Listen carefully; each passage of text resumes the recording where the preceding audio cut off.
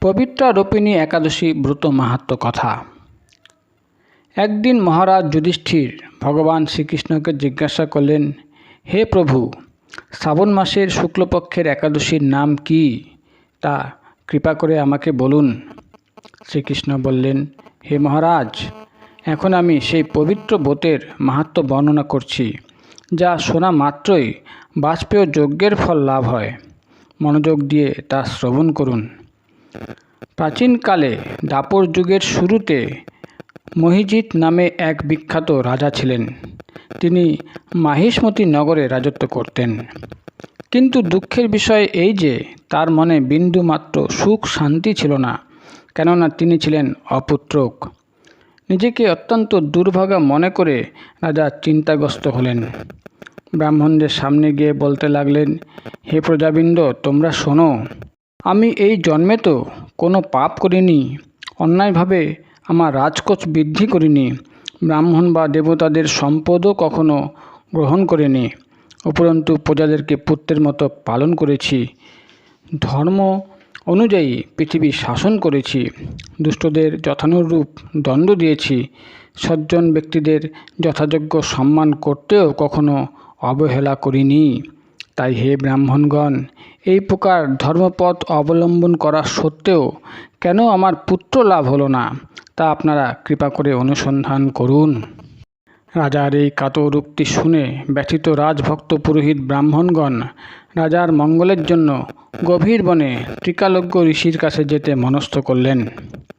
বনের মধ্যে ঋষিদের আশ্রম দেখতে দেখতে তারা এক মুনির সন্ধান পেলেন। তিনি দীর্ঘায়ু, নিরোগ, নিরাহারে ঘোর তপস্যায় মগ্ন ছিলেন। সর্বশাস্ত্র বিশারদ, ধর্মতত্ত্বজ্ঞ ও ত্রিকালজ্ঞ সেই মহামুনি লোমশ নামে পরিচিত। ব্রহ্মার এক কল্প অতিবাহিত হলে মুনিবরের গায়ের একটি লোম পরিত্যক্ত হতো। এই কারণে এই মহামুনির নাম লোমশ। তাকে দেখে সকলেই ধন্য হলেন। তারা পরস্পর বলতে লাগলেন যে, আমাদের বহু জন্মের সৌভাগ্যের ফলে আজ আমরা এই মুনিবরের সাক্ষাৎ লাভ করলাম। তারপর ঋষিবর তাদের সম্বোধন করে বললেন, কি কারণে আপনারা এখানে এসেছেন এবং কেনই বা আমার এত প্রশংসা করছেন, তা স্পষ্ট করে বলুন। আপনাদের যাতে মঙ্গল হয়, আমি নিশ্চয়ই তার চেষ্টা করব। ব্রাহ্মণেরা বললেন, হে ঋষিবর, আমরা যে জন্য এখানে এসেছি আপনি তা কৃপা করে শুনুন। এই পৃথিবীতে আপনার মতো ব্যক্তি আর কোথাও নেই। মহিজিৎ নামে এক রাজা নিঃসন্তান হওয়ায় অতি দুঃখে দিন যাপন করছেন। আমরা তার প্রজা। তিনি আমাদের পুত্রের মতো পালন করেন, কিন্তু তিনি পুত্রহীন বলে আমরাও মর্মাহত। তার দুঃখ দূর করতে আমরা এই বনে প্রবেশ করেছি। হে ব্রাহ্মণ শ্রেষ্ঠ, রাজা যাতে পুত্রের মুখ দর্শন করতে পারেন, কৃপা করে কোনো উপায় আমাদের বলুন। তাদের কথা শুনে মুনিবর ধ্যানমগ্ন হলেন। কিছু সময় পরে রাজার পূর্বজন্ম বৃত্তান্ত বলতে লাগলেন।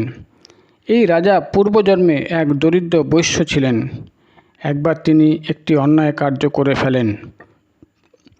ব্যবসা করবার জন্য তিনি এক গ্রাম থেকে অন্য গ্রামে যাতায়াত করতেন। এক সময় জ্যৈষ্ঠ মাসে শুক্লপক্ষের দশমীর দিনে কোথাও যাবার পথে তিনি অত্যন্ত তৃষ্ণার্ত হয়ে পড়েন। গ্রাম প্রান্তে একটি জলাশয় দেখতে পান। সেখানে জলপানের জন্য যান। একটি গাভী ও তার বাছুর সেখানে জলপান করছিল। তাদের তাড়িয়ে দিয়ে তিনি নিজেই জলপান করতে লাগলেন। এই পাপ কর্মের ফলে তিনি পুত্র সুখে বঞ্চিত হয়েছেন, কিন্তু পূর্বজন্মের কোনো পুণ্যের ফলে তিনি এই রকম নিষ্কণ্টক রাজ্য লাভ করেছেন।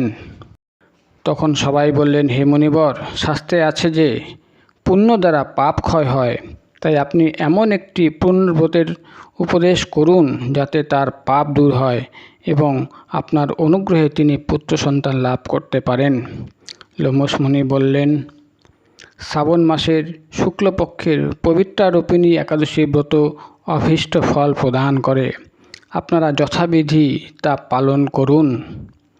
লোমশ মুনির উপদেশ শুনে আনন্দ চিত্তে গৃহে প্রত্যাবর্তন করে তারা রাজাকে সেই সকল কথা জানালেন।